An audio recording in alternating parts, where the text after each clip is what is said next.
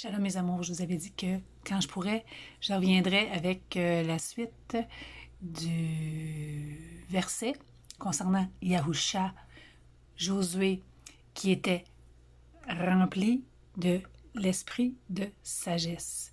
Et qu'on allait voir ensemble qu'est-ce que le Rouk, l'esprit de sagesse. Et c'est vraiment intéressant quand on scrute puis on cherche. Donc, le mot en hébreu pour esprit, c'est roux. Ça serait roux, mais parce que ça, c'est comme je vous avais dit, c'est un H aspiré, un KH, c'est comme un R. On ne peut pas le prononcer comme ça en français. Mais, tu sais, c'est comme si c'est flou. Tu sais, les gens ils disent je suis rempli de l'esprit, mais qu'est-ce que ça veut dire?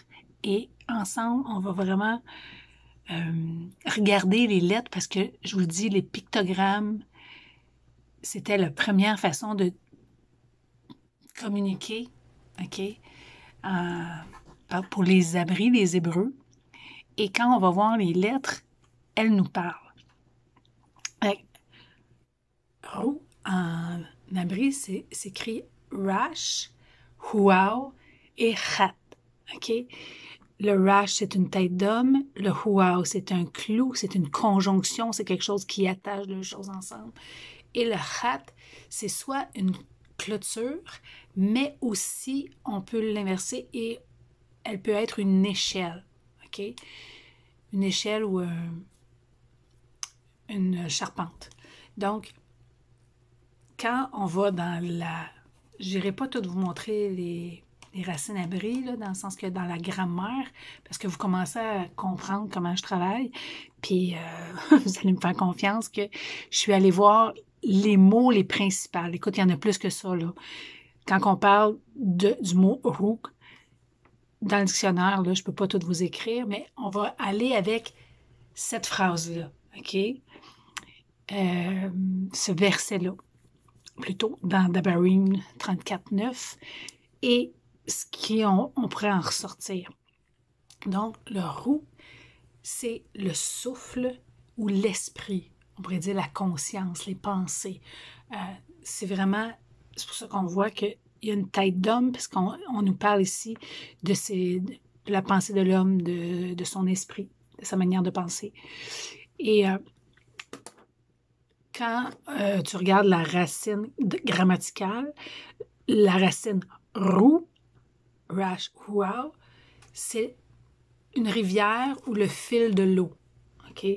On pourrait aller voir tous les versets que Yahusha nous dit que celui qui allait croire en lui, les fleuves d'eau vive couleront de son être. Tu sais? C'est intéressant de voir que le mot esprit, rouk, la racine veut dire fil de l'eau. Et si on prend la racine rash, hat, OK, c'est tout ce qui se rapporte à l'air et à ses effets. OK, le vent, la respiration. Quand que je respire, il y a un mouvement. OK, parce que le rash représente aussi le mouvement. Donc, le mouvement d'une rivière ou le mouvement de l'air, tu sais, parce que l'air dans notre corps fait, tu sais, quand on respire, on aspire, on expire, tu sais, il y a un mouvement de l'air, comme le mouvement d'une rivière. Fait c'est vraiment le mouvement. Et si on va regarder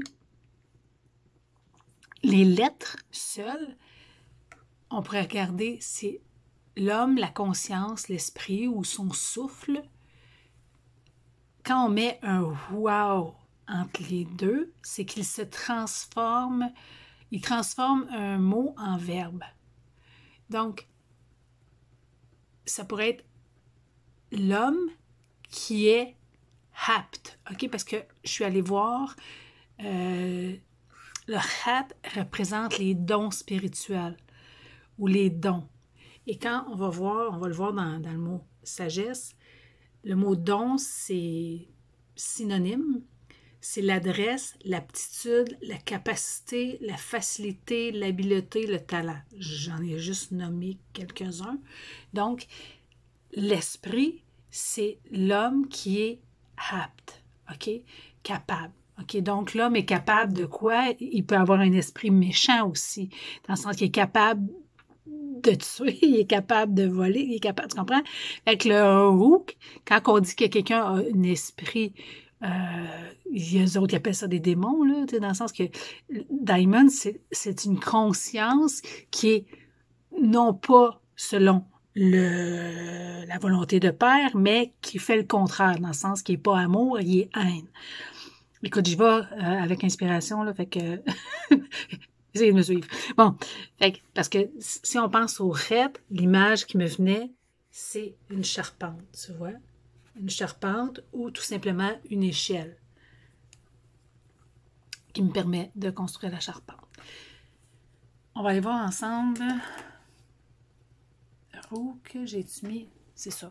Fait que, écoute, il y a beaucoup de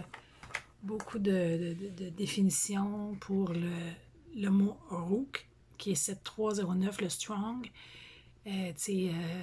L'esprit, l'animation, la vivacité, la vigueur. Bon, je ne peux pas toutes les donner parce que je ne veux pas m'étirer. Écoute, on pourrait parler pendant des heures de ce mot.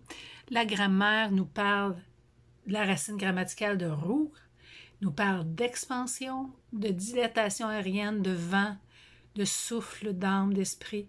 Tout ce qui se meut, émeut, anime, inspire, transporte.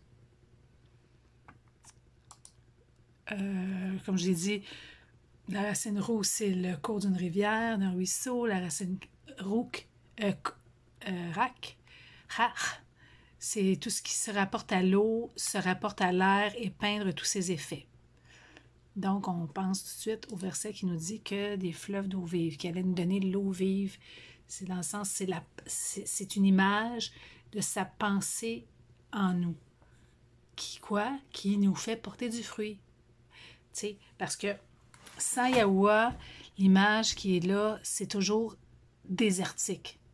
Il n'y a pas de flot. C'est mort. OK? Parce que là où il n'y a pas d'eau, puis il n'y a pas d'air, hein, si j'arrête de respirer, je suis morte. Fait que si j'arrête de boire aussi, deux choses essentielles pour la vie, c'est l'eau et l'air. OK? Je pense que c'est pour ça qu'on essaie de nous empêcher de respirer. Bon, petite parenthèse. OK. La sagesse. Maintenant, on va aller voir le mot sagesse ou hakma. OK? En abri. Hakma, je te l'ai regardé la majorité des définitions ou c'est sagesse, prudence, l'art, l'habileté, l'adresse, c'est dans le sens d'avoir de l'adresse, d'être capable, l'intelligence, l'expérience, la compétence, être qualifié. OK? Et quand on va voir, parce que hakma, sagesse vient du mot sage. OK? Hakam. Hat, kaf, mayim, on parle de celui qui est sage ou qualifié. Et si tu rajoutes le ha à la fin, comme vous avez vu, c'est le féminin.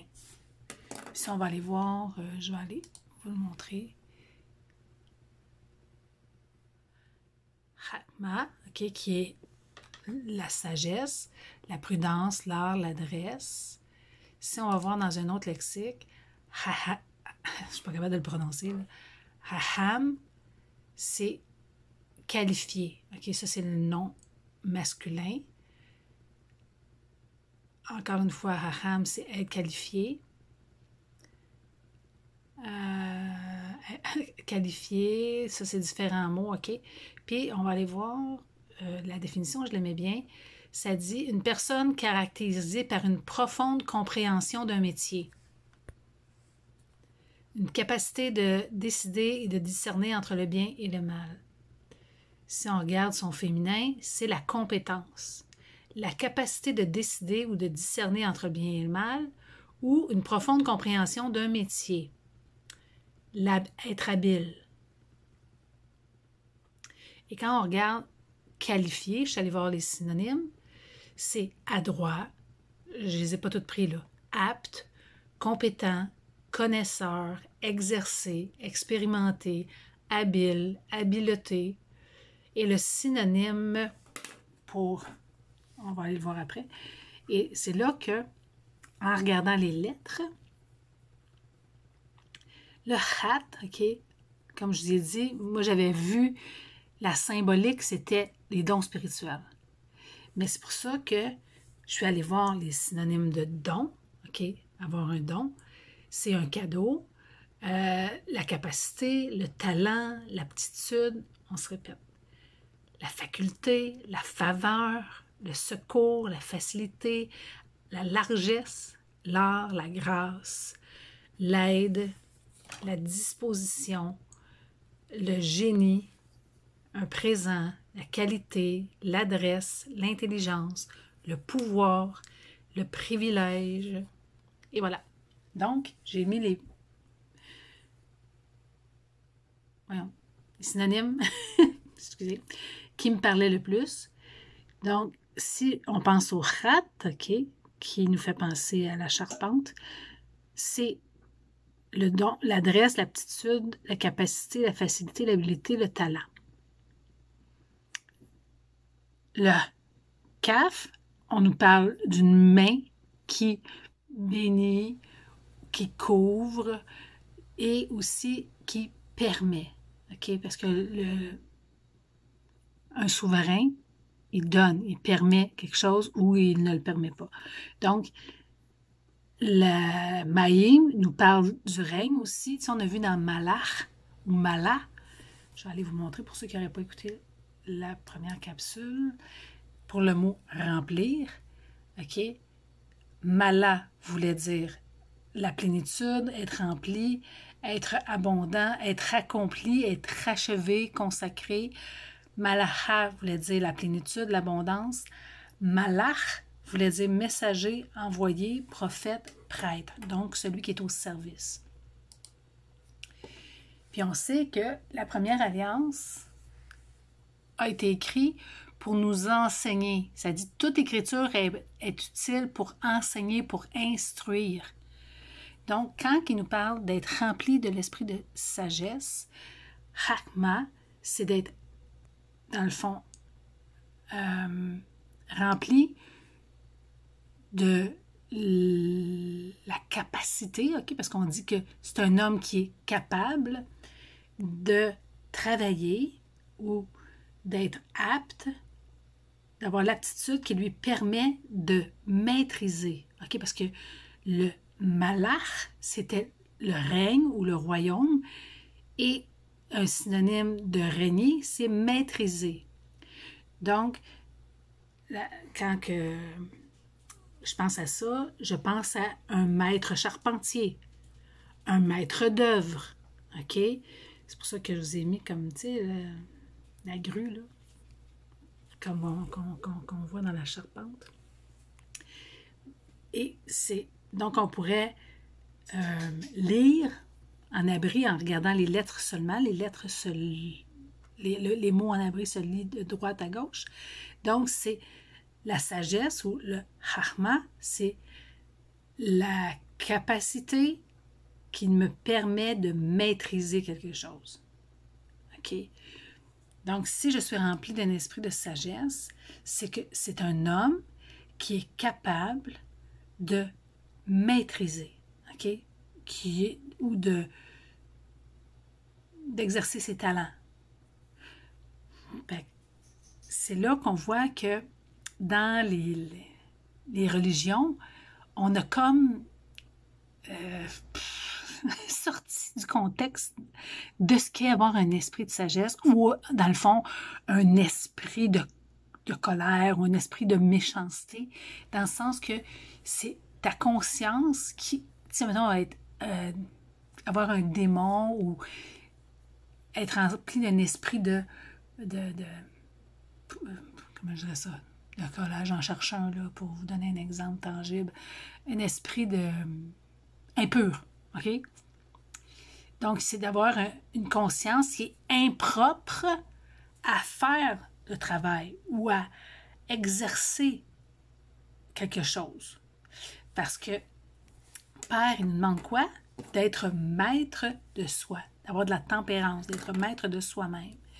Puis ça, on va aller voir ça dans les Écritures. OK? Parce que quand on pense à Yahusha, qui est Josué, était rempli de l'esprit de sagesse, mais il était maître de guerre, qu'on appelle. OK? Le maître de guerre, c'est qu'il connaît les stratégies pour combattre et pour vaincre. Vous pouvez aller voir maître de guerre là, sur Internet. C'est dans le sens que c'est quelqu'un qui est capable de régner ou de maîtriser soit la guerre ou on pense à un pâtissier. On va dire quelqu'un qui exerce bien son métier ou son travail, ça va être un maître pâtissier. Un exemple, un cuisinier, ça va être un chef. OK, il est maître dans la cuisine. Avoir une maîtrise, OK, c'est qu'on a une habilité plus approfondie d'exercer une profession, un métier. OK. Donc là, on va aller voir son levure, Rook. C'est là, je voulais aller vous montrer dans la parole. Je vais juste pas oublier des petits points que j'avais écrits. Parce que, écoute, j'aurais pu vous en parler pendant des heures, là. Mais je vais essayer de faire des capsules pas trop longues parce que je veux que vous les écoutiez. On n'a pas tout beaucoup de temps, là, puis c'est pour ça que j'essaye de vous faire ça simple. Mais moi, là, tu sais, j'ai l'ouvrage à faire, mais Yahusha nous a rempli d'un esprit, hein, d'une capacité à bâtir. Donc, on va aller voir ça ensemble. Dans Shamout, Exode 28, Yahuwah dit, tu parleras à tous ceux qui sont habiles, à qui j'ai donné un, tu vois, quand on parle de don spirituel, j'ai donné un esprit. Tu sais, il y en a qui pensent que c'était juste dans l'Alliance renouvelée, là, que Yahuwah donnait un esprit, mais non, tu vois, il donnait un esprit de Rook, pleine d'intelligence, Hakma. Et ils feront, OK, c'est la capacité qu'il me donne de faire. Il donne le vouloir et le faire. Les vêtements d'Aaron, afin qu'il soit consacré et qu'il exerce mon sacerdoce. OK? C'était dans le contexte de bâtir le temple ou de servir dans son temple. J'ai-tu pris... Oh, j'ai oublié d'écrire le verset. Ah, je ne l'ai pas copié. En tout cas, c'était dans Shamout aussi. Je pense que c'était 31. Ouais. Je vous l'écrirai sur l'écran. Yahuwah parla à Macha et dit, sache que j'ai choisi Batsalal. Écoute, je n'ai pas changé les noms. OK, tous les noms de Yahuda. Je l'ai rempli. Mala. OK, c'est le mot qu'on a vu précédemment. Mala. De l'esprit, Rou. De Halahim. OK. Halahim, c'est le titre qui veut dire l'être des êtres ou le tout-puissant collectif. Okay? Le tout-puissant au pluriel. De sagesse, Hakma, d'intelligence et de savoir pour toutes sortes d'ouvrages. Okay? Et on voit ici Malacha pour ouvrage. Mala, c'est un souverain ou, si on l'a vu, je vais aller vous montrer, OK? Malach. Malach, c'était celui qui règne, un souverain. Donc, tu deviens souverain. Mais dans quoi? Dans ton ouvrage. Oups. Malacha. Es-tu fermé? Look, on va aller l'ouvrir. Bon. Pour ton ouvrage, je l'ai rendu capable de faire des inventions, de travailler l'or, l'airain, de graver les pierres à enchâsser. On avait vu que Mala voulait dire aussi enchâsser. de travailler le bois et d'exécuter toutes sortes d'ouvrages. Malacha. OK? Les souverains, c'est malachim. On met yad mayim à la fin qui devient souverain. Donc, l'ouvrage et malach est interlié. On va aller voir dans Shamut 35. Je pense vraiment que c'est dans Shamut 31, il me semble, l'autre. Mais ça se suit, là. Shamut, Exode 35, 21. Tous ceux qui furent entraînés par le cœur, OK, le cœur ou l'esprit, c'est synonyme. Et animés, OK, rouk. C'est le même mot que souffle. Être animé, c'est être vivant. De bonne volonté, vinrent et apportèrent une offrande à Yahuwah pour l'œuvre Malacha de la tente d'assignation pour tout son service et pour les vêtements sacrés. Il a rempli Mala de l'esprit roux, de Halahim, ok, c'est pas de Dieu, j'ai oublié de le changer, Halahim qui est le Tout-Puissant, de sagesse, Chakma, il me semble mon écran n'est pas clair en tout cas, Chakma, et de savoir pour toutes sortes d'ouvrages, Malacha, Malaka, Malak, Malaka, ok, souverain, Malak, Sadak. Quand on disait l'ordre de Malak Sadak, ok, on traduit ça Melchizedek, mais c'est Malak, souverain, Sadak, de justice. Le souverain qui est juste. Donc, on va aller voir dans la Nouvelle Alliance, qu'est-ce qu'on peut voir à travers ça. Comme je dis, j'aurais pu faire vraiment plusieurs heures là, juste avec ça, mais je ne veux pas trop compliquer ça pour vous. Ça, mettons que vous êtes débutant à regarder les lettres en abri, ben, je ne veux pas vous mêler. Là. Donc, la bonne nouvelle, on regarde dans 2 Corinthiens 3,6, il nous a aussi rendus capables, donc il nous a donné, il nous a fait des dons, d'être ministres d'une nouvelle alliance, ou serviteurs, d'une nouvelle alliance, non de la lettre, mais de l'esprit. Car la lettre tue, ok, les instructions toutes seules, et donnent la mort.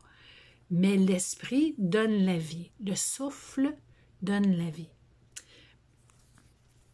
Dans Éphésiens 1,17, afin que le Tout-Puissant de notre Maître Yahushua Hamashiach, c'est pour ça qu'on l'appelle Maître, okay? Il est maître d'œuvre de Papa Céleste. Le Père de gloire vous donne un esprit de sagesse, okay? Et de révélation dans sa connaissance. Pour quelle raison? Parce qu'aujourd'hui, dans la première alliance, Père donnait à ses serviteurs du temple une sagesse, de l'intelligence pour construire son temple. Mais c'était une image de ce que Yahushua allait accomplir, de bâtir. OK, c'est pas pour rien, je crois que Yahushua était charpentier de métier, dans le sens qu'il avait appris de son père, il était maître charpentier, dans le sens il savait comment construire. Donc, je crois que Père, il fait pas de... Il choisit des personnes pour faire ce qu'ils ont à faire avec le tempérament qu'ils ont, tu comprends? Et fait que ça dit, pas pour rien qu'Yahushua dit, et moi, Yahushua, je te dis que tu es Pierre, Kapha, OK? Kapha veut dire pierre. Et que sur cette pierre, dans le sens sur cette révélation que tu viens de dire, parce que Pierre venait de dire qu'il était le fils de Yahuwah, je bâtirai. C'est Yahushua qui bâtit son assemblée, ou son temple, ou sa maison. Et que les portes du séjour des morts ne prévaudront point contre elle. Donc, c'est Yahushua, le maître d'œuvre, okay, qui est rempli. Et il est plus que rempli, ça dit, il s'est fait pour nous sagesse. Il s'est fait pour nous. Ça veut dire qu'il est devenu, à travers lui, on a la capacité de devenir maître de soi-même. Okay. Zacharia 6, on voit, c'était l'annonce de ce que Yahusha vient de dire. Tu lui diras, ça c'est Yahweh qui parle, ainsi parle Yahweh des armées. Voici un homme dont le nom est Germe. Il germera dans son lieu et bâtira le temple ou l'écale de Yahuwah. Il bâtira le temple de Yahuwah.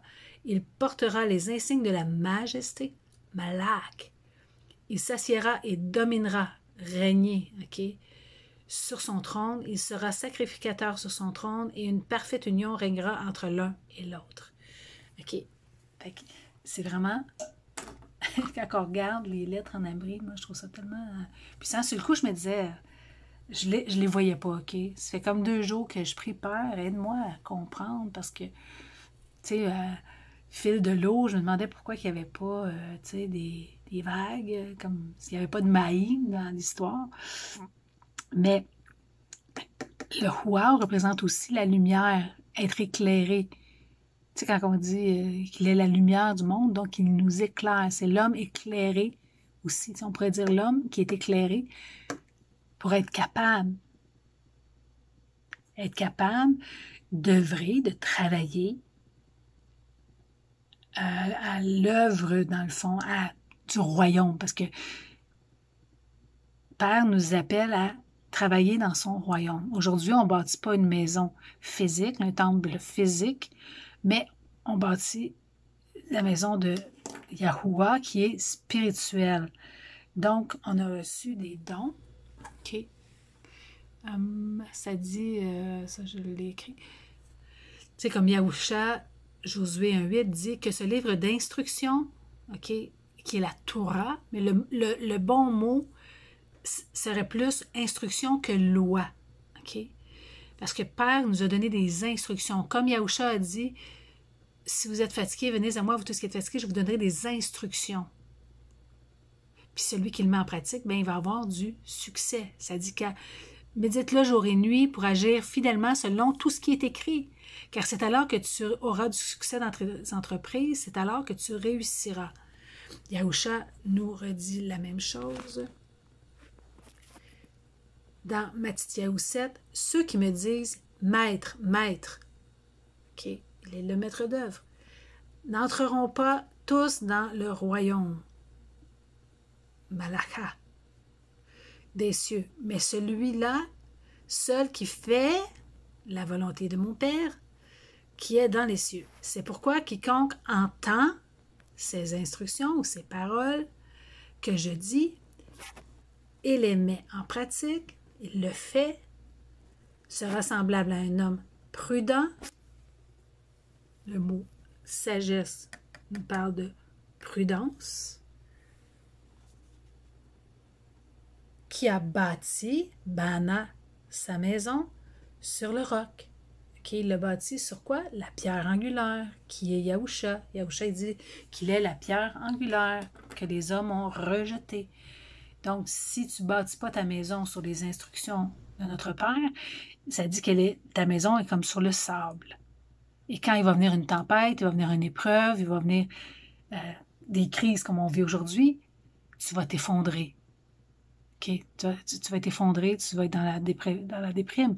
Mais si tu mets en pratique les paroles de Yahusha, que tu pardonnes, que tu exerces la miséricorde, ta vie va prospérer, tu vas être bâti.